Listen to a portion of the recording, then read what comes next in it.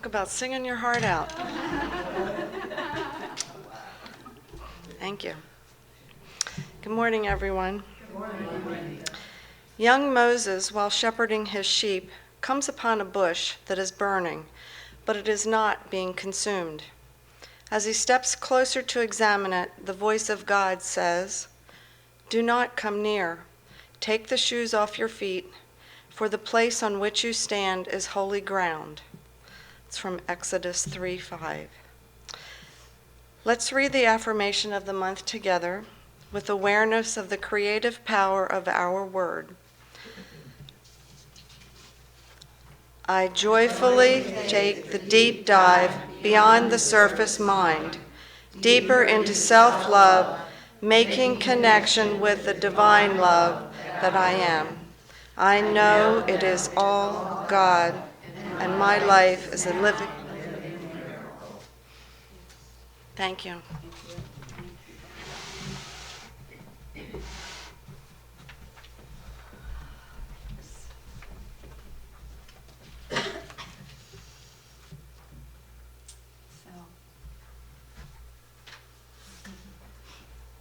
Some of you will recognize this, but others may not. This, I think, to me, is something that is a beautiful example of what we're teaching today. Let's go to the next slide, Dan.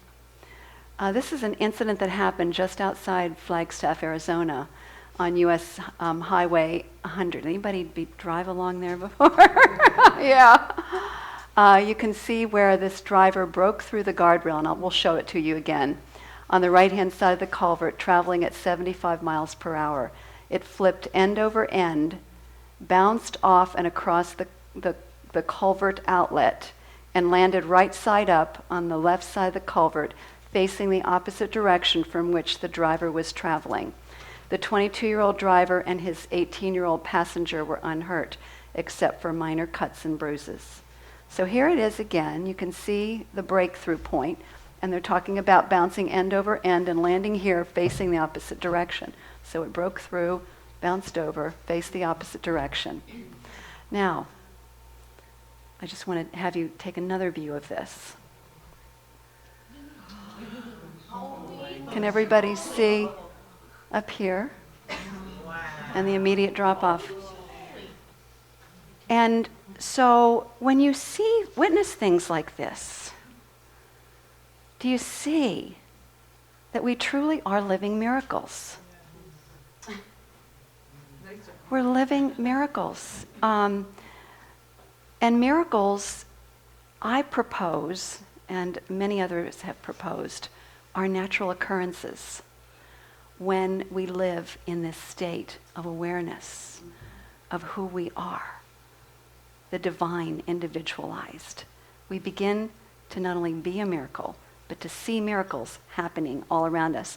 And miracles in this case are outpicturings of the universal, the inspiration of the divine showing up as universal law that outpictures into form. You know, it takes, what it does is it just shows that in whatever it is in this particular, these two people's lives, it was not their time to leave their bodies yet. They still had more work to do, right? And so amazing things like this happen all the time. But I love something like that because it is so dramatic, and doesn't it shock you right into that awareness? So today I'm going to be talking about holy ground, what it means to walk on holy ground. That beautiful statement of taking off the shoes and of walking, realizing that we are walking on holy ground. You know, in this particular passage in Exodus, Moses came upon a burning bush. You know, we heard that.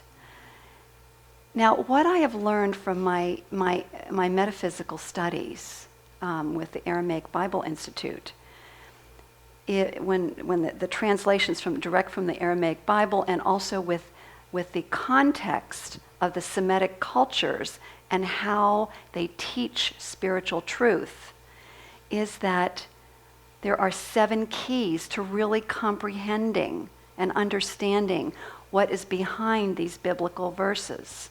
And it happens at multiple levels. So there's the historical level, which is, okay, this is what's happening to Moses. There's also the mystical level. And the mystical level is that that there are signs in various passages that let you know that this is a vision. This is a dream that came upon that being that informed them about their spiritual truth.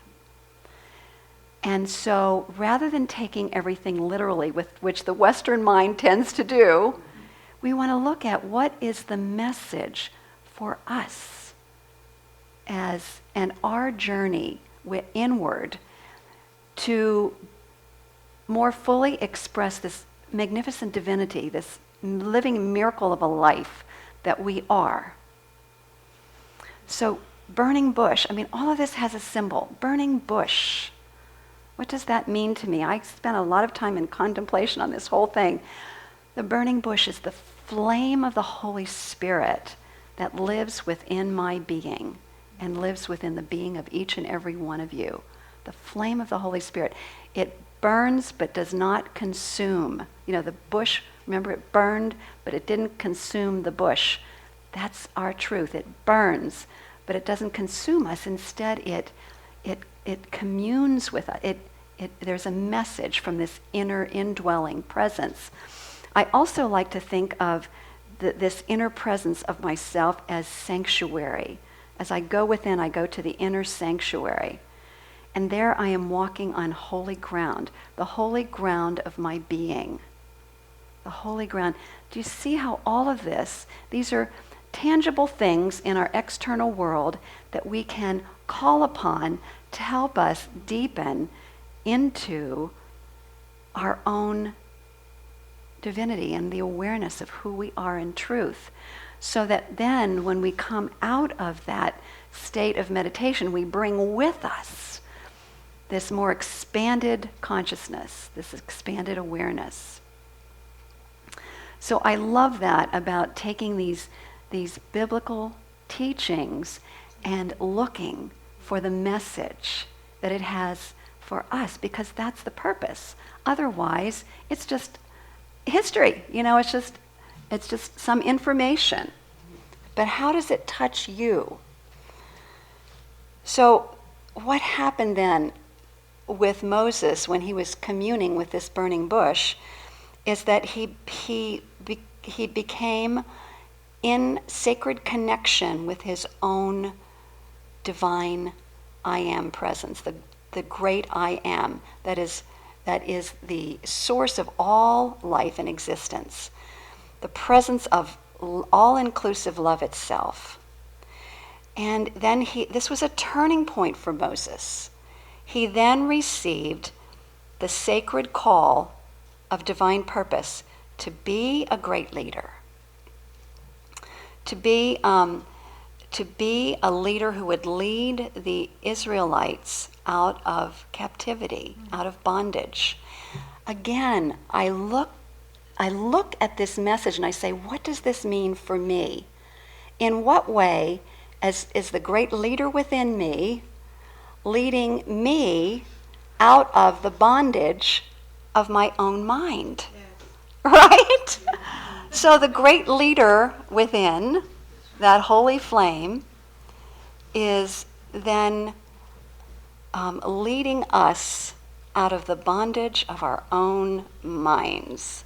Anybody get what I'm talking about here? You get it? Got it.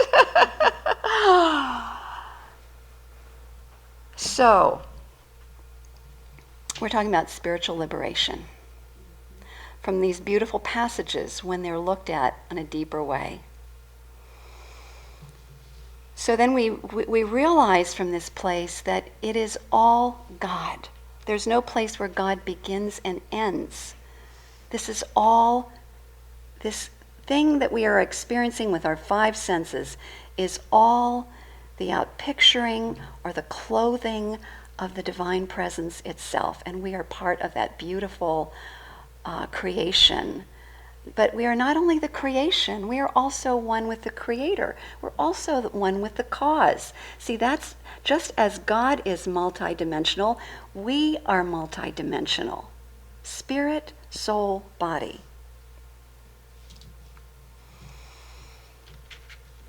Bishop John Shelby Spong. He was featured on the cover of Signs of Mind magazine some time ago, because he's a rebel, and he is a rebel in the whole movement of Christianity. And there are others like him that have come up through the ranks, and then have through their meditation, through their prayer, opened to this higher awareness that we're talking about today. And so in his book, he writes about this change, or this shift from seeing God as an external, theistic, outside being, to begin to experience God as the ground of all being, which is what we've been talking about today. And this is what he writes. Listen to this. He said, "Can we begin to envision a transcendence that enters our life and also calls us beyond the limits of our humanity toward the ground of all being? Can we cease the groveling to a supernatural being to parent us, to take care of us, to watch over us, and to protect us? Can we reject those patterns of the past and open ourselves in new ways to discover the ground of being that is met and known in the self as expanded consciousness?" So we don't want to throw out the concept of loving God. It is about expanding that concept to realize that we're talking about all life. All life is that life. So there's another term for this expanded consciousness, and it's called ascension consciousness. And I'd like you to think of it as a gestalt. If any of you know what a gestalt is. A gestalt it's where the whole is not only more than the parts, but it's something completely different. Think back to the time when you did chemistry experiments and you put two substances together and they turned into something completely new. Or in the work of Stephen Hawking, our great modern day scientist, he talked about when matter and antimatter come together, there is this blowing up, this flame that takes place where something new comes out of it. So what happens then when the human and the divine are reconciled? The mind is blown. We talk about our minds being blown. Our minds being blown when the human and the divine become reconciled. And what happens, and I don't know if you've seen photos of this. I realized this after I gave Dan my message, but I've seen these pictures of what happens with meditators when they've meditated for a period of time. It shows what the brain waves look like. They have this certain configuration. And when there's a leap to a new level, they've actually taken pictures of it. There is almost like a disorganization of all that's going on in the brain. And then what happens is it reorganizes at a higher, more complex level. So they actually have captured this on camera. So that's what happens. It's like when we talk about the breakdown before the breakthrough, that's the breakdown part and the breakthrough to a higher level of consciousness.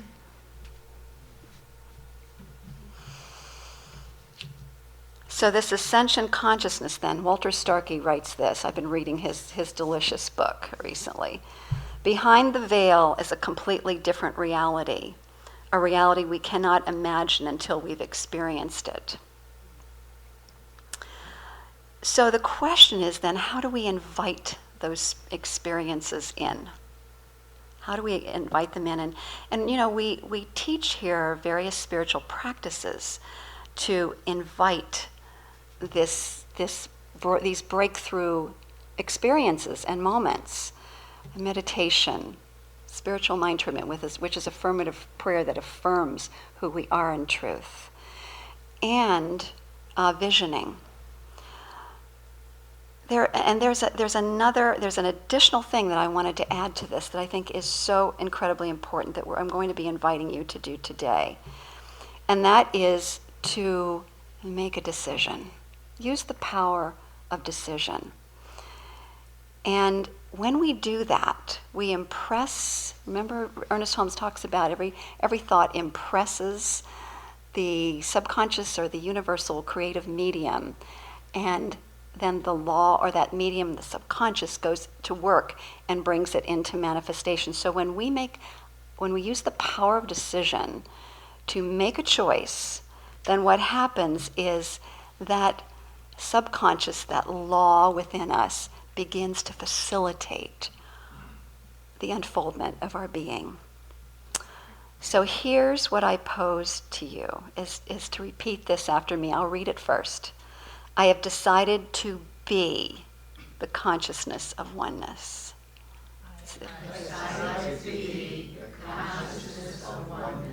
Now put your hand over your heart this time when you do it, and then feel it. Say it slow enough so you can really feel it.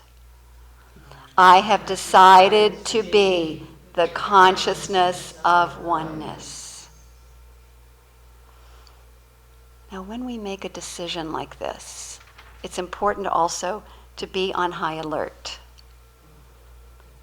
to listen within and listen to the guidance as it unfolds. So it might show up like this. You might feel more motivated to do your spiritual practice. Or you might find that you are led to deeper spiritual study, to really look at some of these ancient scriptures, or maybe study metaphysical Bible so that you can be guided and supported into looking at things more deeply. You might be guided to look at the lives of realized beings like Jesus and try to discover more fully the secrets of their unfoldment through the study of their lives and their teachings. All of these things facilitate your own spiritual evolution, because what I know to be true, it's not about being a really good person to get to heaven. That was the old paradigm. It is about developing the consciousness of wholeness and oneness and love and peace, in order that the grace of the divine within, that law of the beautiful grace, can allow these beautiful expanded moments to take place. And they do, very spontaneously. I've had a few myself. And because we are ever evolving beings, and this is what I've seen in the studies, is that we can have breakthrough moments and another breakthrough moment and another breakthrough moment into greater and greater expanded awareness of oneness and wholeness. So we are standing just by who we are on holy ground, the holy ground of our being. Spong writes, God is the ground of all being who is worshipped when we have the courage to be. The courage to be. And Holmes writes, I am, it is enough. So I'd like you to repeat that. I am, it is enough. Let's try it again. I am, it is enough. Any questions whether you're enough or not? I am. I am is enough. So Palm Sunday is the day that Jesus decided to stand on the holy ground of being, of all being. and take the leap toward fulfilling his particular role on the planet, to be the teacher, the example of ascension consciousness. And what is this? What is the essence of this ascension consciousness? We know it's love and all of that, but what I am reminded of, it is moving beyond the awareness or thinking that I am this body and I am these thoughts, into an awareness that I am pure, boundless spirit who is in a body for right now, having an opportunity to experience and express the divine essence that I am. That to me is ascension consciousness. It's living from that state. Living from that state. So we know that, you notice there are palms all over the place, palms on the carpet as you walked in.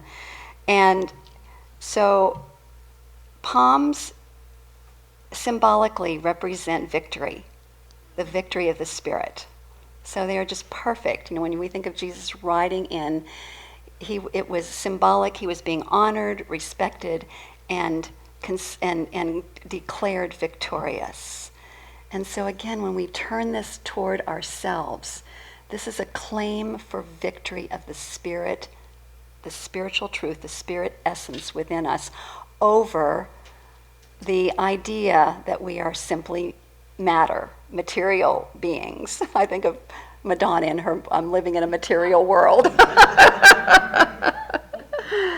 So let's fast forward to Palm Sunday 2016 on that note. And there was a 6-year-old boy by the name of Johnny who had to stay home from Sunday service because he had a sore throat. So he stayed with a sitter. And when the rest of the family returned, they were carrying palm branches. So Johnny asked, "What are these for?" And his mother said, "Well, people put them on the ground when Jesus walked by." And he said, "Wouldn't you know it? The first Sunday that I can't get there and Jesus shows up."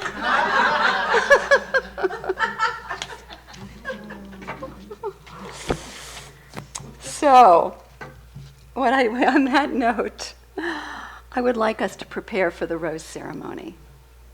And in preparation for this, I want to kind of lay the groundwork. We have people who have trained to be ministers and practitioners in this community, and we have practitioners in training. But be mindful, our view of leadership in this community might be different than what you think, or when you think of a leader. We think of it as being in service, being a loving and a caring presence, which is what all of us are. And all of us, I would assume, desire to be that presence of love and care. So I'm going to do the ceremony a little differently today, just to emphasize that. We are going to line up. There'll be 4 of us in the front and 4 in the back. And Nancy Paste Riches, and she has another person to help her. Yes. I think I can do them. Okay, front and back. I think so. Okay, so what we're